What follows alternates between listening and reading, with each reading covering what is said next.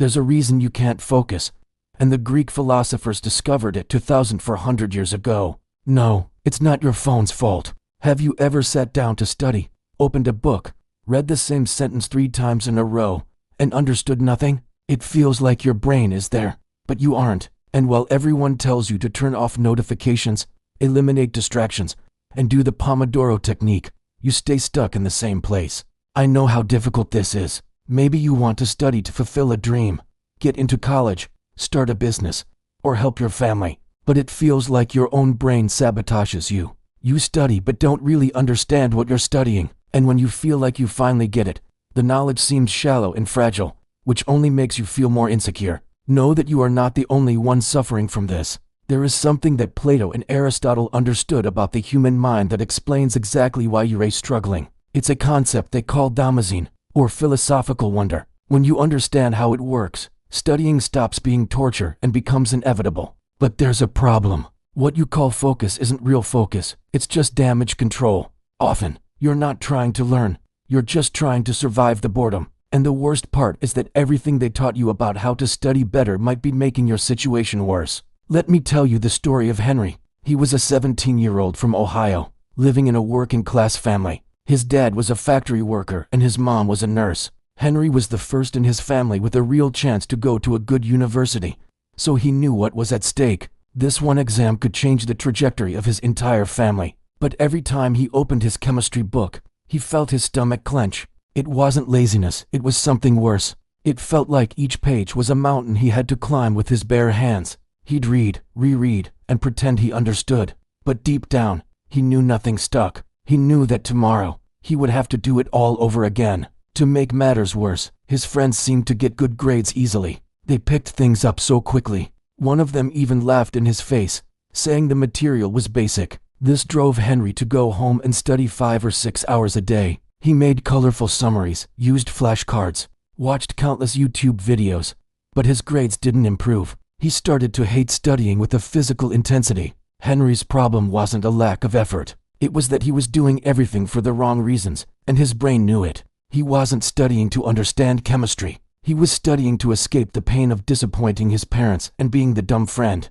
He just wanted chemistry to stop being a problem in his life. He did what everyone else does. He memorized sentences until they stuck in his short-term memory, and solved exercises using patterns instead of true comprehension. He was essentially tricking his brain with a feeling of familiarity that disguised itself as understanding. But familiarity is not understanding. It is merely recognition, and recognition doesn't survive a slightly different problem. Henry was trapped in a cycle that seemed productive, but was just aimless movement. Studying had become torture because he was trying to avoid the one thing that truly leads to learning: confusion. Whenever Henry encountered something he didn't understand, he fled as fast as possible towards the feeling of clarity. If there was a difficult question, he skipped it. If a concept didn't make sense, he copied the teacher's explanation or watched a video until someone simplified it enough to bypass his critical thinking. He didn't realize it, but he was training his brain to avoid intellectual discomfort at all costs.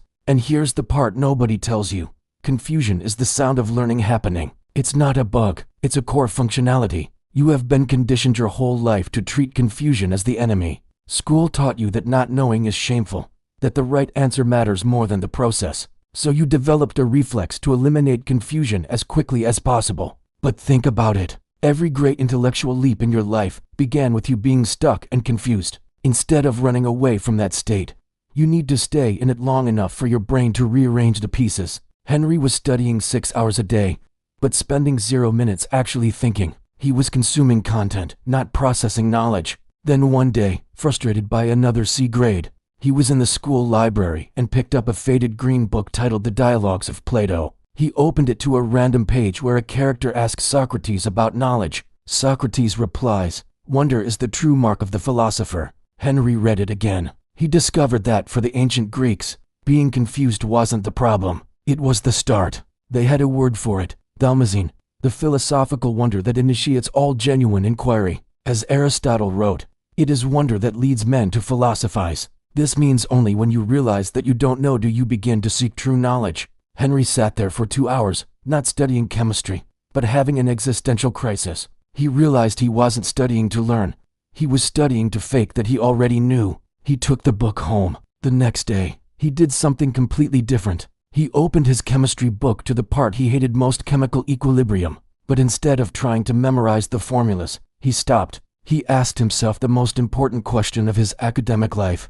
Why the hell does it work like this? Not how do I solve it, or which formula do I use, but why? Why do chemical reactions reach a point of equilibrium? What is really happening at the molecular level? He just stayed there, in his confusion, for 10 minutes, while his brain craved a simple solution. Then, an image began to form in his mind, molecules colliding, joining, and separating in a kind of molecular tug-of-war. He took a piece of paper and started to draw what he imagined was happening. He transformed his confusion from "I don't know" and "I never will" to "I don't know."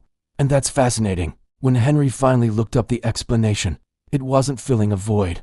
It was confirming an understanding he was already building himself. The difference in retention was absurd. A week later, he could still explain chemical equilibrium in his own words. A Stanford cognitive neuroscientist who has studied learning for 18 years discovered that when you allow your brain to inhabit that space of confusion before receiving the answer, you activate the hippocampus much more intensely. You create neural structures that simple memorization can never create. Henry began applying this to everything. In history, instead of memorizing dates, he asked why wars happened. In math, instead of just applying formulas, he drew the concepts. It slowed him down a lot. It even frustrated his teachers who just wanted to move on. His friends would finish their exercises in an hour while Henry was stuck on the second problem for 40 minutes. But he realized that making sense later was just code for memorize and pretend. Tests were temporary, but the ability to think was permanent. Two things started to happen.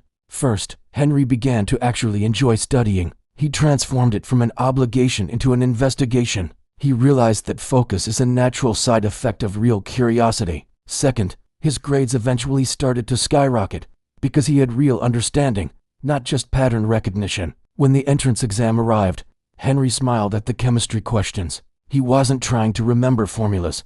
He was visualizing molecules. He left the room with genuine conviction. He ended up scoring in the 94th percentile and getting into a university he once thought was impossible. When Henry got to college, he saw that most freshmen were still memorizing and surviving. They were pulling all-nighters to cram information. But he studied calmly, because he had learned that you don't learn by going straight to the answer. You learn by dwelling on the question until the answer reveals itself. The Greeks called this moment of clarity anagnoresis, or recognition. It's when confusion transforms into clarity because you built it yourself. Research from Cambridge confirms that students who tolerate confusion develop a transferable understanding that allows them to solve entire categories of problems. The lesson is this: you don't have a focus problem, you have a curiosity problem. Focus isn't something you force. It is something that happens when you allow yourself to be confused enough for your brain to need to understand. Dalmazine isn't a fancy technique. It's simply stopping the urge to run away from the feeling of not knowing,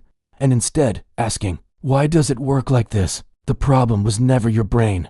It was the way you were taught to use it. So ask yourself, are you ready to stop running away from the mess? It will slow you down at first, but 6 months from now, you'll be building on solid foundations while others are still restarting from scratch. The only difference between you and someone who is naturally good at studying is that they never lost their childlike curiosity. The next time you open a book, don't ask how to solve it quickly. Ask why it works that way, and let your brain dwell on the question. Focus isn't brute effort. It's fascination. Thanks for watching.